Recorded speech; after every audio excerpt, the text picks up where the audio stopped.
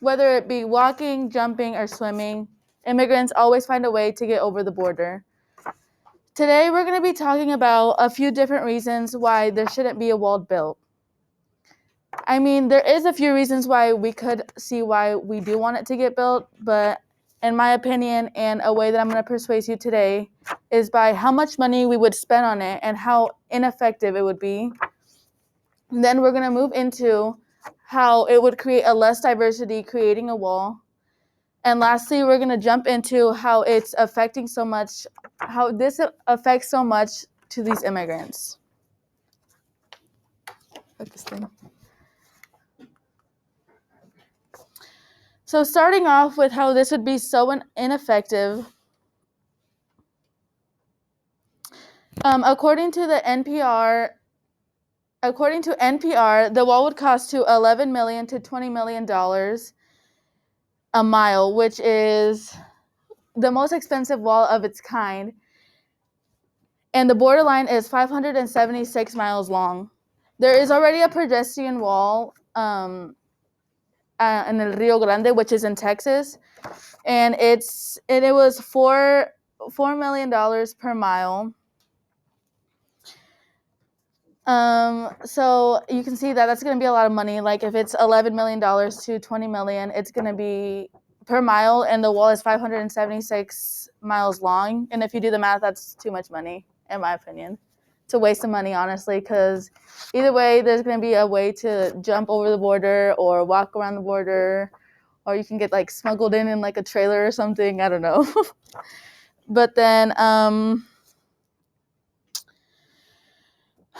so if we do look at it from the other point of view, it would create less like smugglers or cartels bringing in drugs into the country.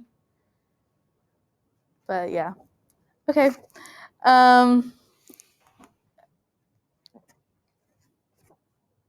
Diving into a more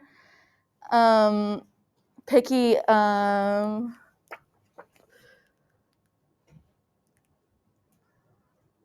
topic. If there's a wall created, there'll be less of a diversity in the United States. There'd be like less colored people, less like different cultures that you can learn from.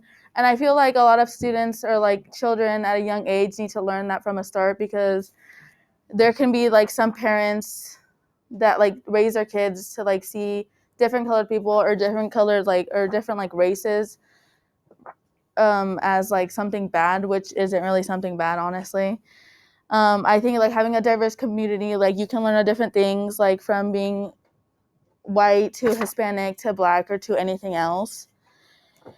Having diversity, you can learn like a different lot of things. Like they can bring in different music, different traditions, different foods.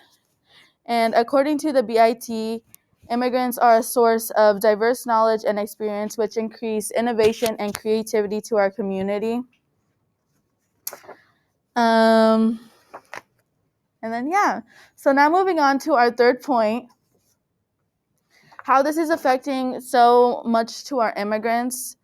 Most immigrants don't come into the United States just to come. They come to create better lives, have better opportunities, and provide for those that they left behind in from wherever they're coming from.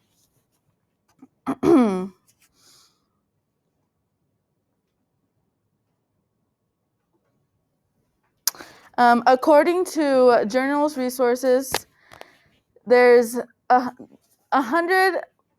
more than 100 immigrants that come, die, or get injured on their way here. So most immigrants see, like if you're coming from Mexico or whatever, you see the people that you came with die or get injured or even get left behind because they're trying to run from immigration, obviously.